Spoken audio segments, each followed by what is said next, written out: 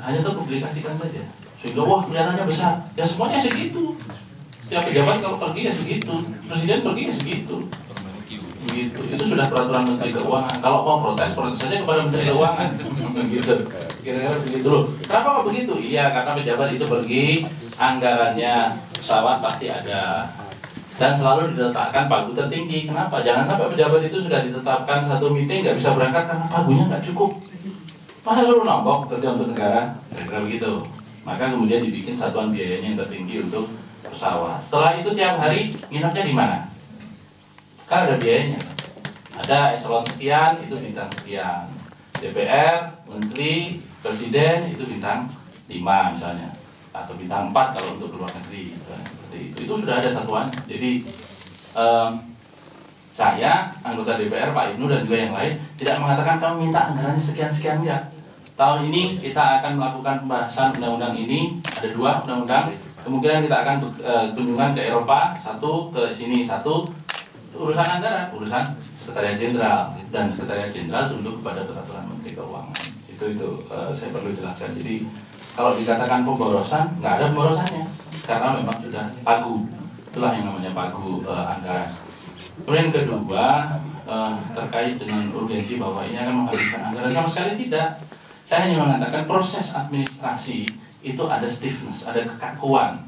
Gak bisa kemudian ketika kita kemudian nanti, oh ya akhir tahun kita berangkatnya. Oh nggak bisa, karena tahun 20 sudah tutup kas negara itu. Jadi Anda harus pergi sekarang, atau kalau enggak ya tahun depan, berarti anggaran yang tahun ini hangus. Kalau hangus gimana? Berarti membuang dong anggaran. Ngapain Anda tetapkan? Kira-kira begitu. Jadi ini satu hal yang memang antara efektivitas, efisiensi, dan juga kekakuan administrasi ini harus bisa disikapi oleh seorang pejabat publik. Nanti kalau Anda semua menjadi pejabat publik, sama saja. Anda akan terikat dengan sistem yang ada seperti ini. Dan kalau nggak mau terikat seperti ini, jadilah swasta.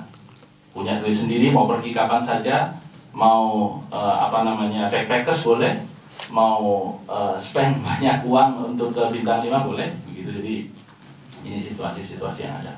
Kemudian yang kedua, sekaligus menjawab, saya kira 100 juta sehari sudah dijawab oleh pertanyaan sebelumnya, anggaran kita berapa. Saya sendiri nggak tahu anggaran kita berapa, hanya tahunya Pak ini pengeluaran untuk hotel sekian gitu.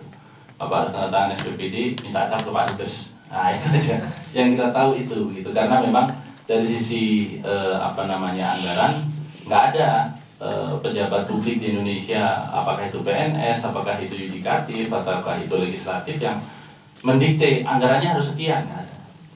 Kita semua tunduk kepada ketentuan yang sudah diatur dan mengikat kepada seluruh pejabat publik tanpa kecuali, mulai dari pusat sampai tingkat kelurahan. Kalau PNS jadi lurah jadi PNS, tapi lurah belum jadi PNS, jadi mereka memiliki rumah tangga sendiri. Saya kira gitu. Jadi tadi urgensinya tadi gimana? Waduh, saya kira udah panjang sekali saya jelaskan dari soal urgensinya ya. Mungkin anda ada di mana tadi, saya nggak tahu Anda. Jadi terima kasih yang mungkin beberapa yang dengan katanya Mas Wadli. Memang kita kalau meninggali sebuah rumah dan kita berada di rumah itu, kita lebih tahu mana yang bocor, mana yang kurang bagus. Tapi kalau kita melihat dari luar kan biasanya melihatnya kan pasti bagus itu. Sehingga sebagai warga negara Indonesia kita biasanya mengetahui kelemahan, kekurangan, kelebihan, kita pasti mengetahui.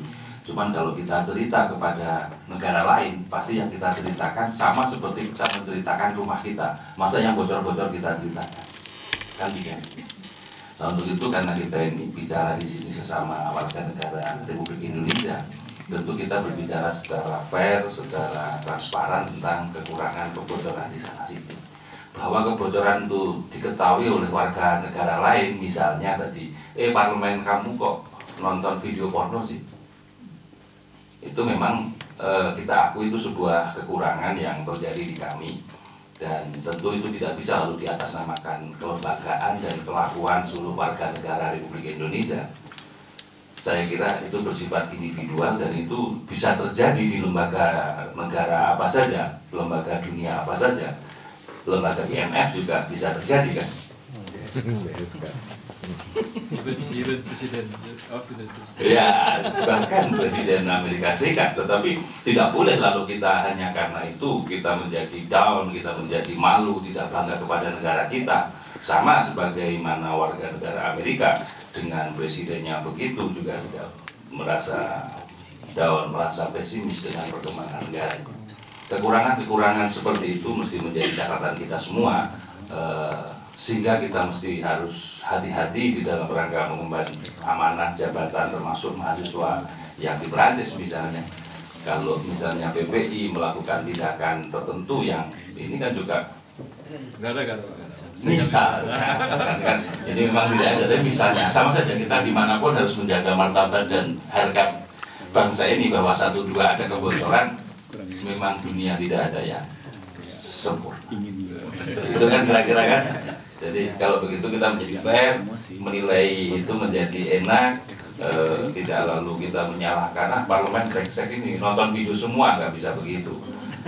Presiden Amerika kan tidak seperti itu semua, termasuk Direktur IMF juga tidak bisa begitu semua, kira-kira begitulah. Jadi kalau begitu fair, dan saya memahami semangat pemuda seperti itu. Saya dulu jadi pemuda juga sama seperti mas-mas ini. Jangan dipadamkan semangat seperti itu, bina yang baik, sehingga pada saatnya akan menjadi sebuah semangat yang betul-betul bagus untuk kemanfaatan untuk negara kita bersama. Saya kira itu. Terima kasih.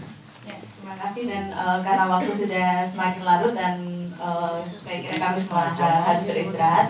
Mungkin kerjanya setengah jam. Oh iya ya, gimana Pak? Oh iya. Tapi Pak Dubes mungkin ada pertanyaan juga ingin bertanya. Ya, tadi saya gembira bahwa teman-teman PP memiliki perhatian terhadap kunjungan anggota DPR ke Prancis ini. Dan saya kira diskusi tadi itu telah membuka pemahaman kita mengenai apa kepentingannya kalau ada kunjungan DPR ke suatu tempat, bahwa di sana sini ada kritikan itu tadi sudah disampaikan oleh Pak Romi, bahwa baik dan akan dijadikan masukan. Ini merupakan kesempatan dialog di mana kita bisa memberikan masukan kepada para wakil rakyat kita di DPR. Jadi nanti untuk kesempatan lain, tadi Davi sudah menyampaikan saran, kiranya perlu kalau memang sudah diketahui bisa disampaikan kepada PPI, sehingga nanti kita bisa mengadakan dialog seperti ini dan lebih terencana lah dengan baik.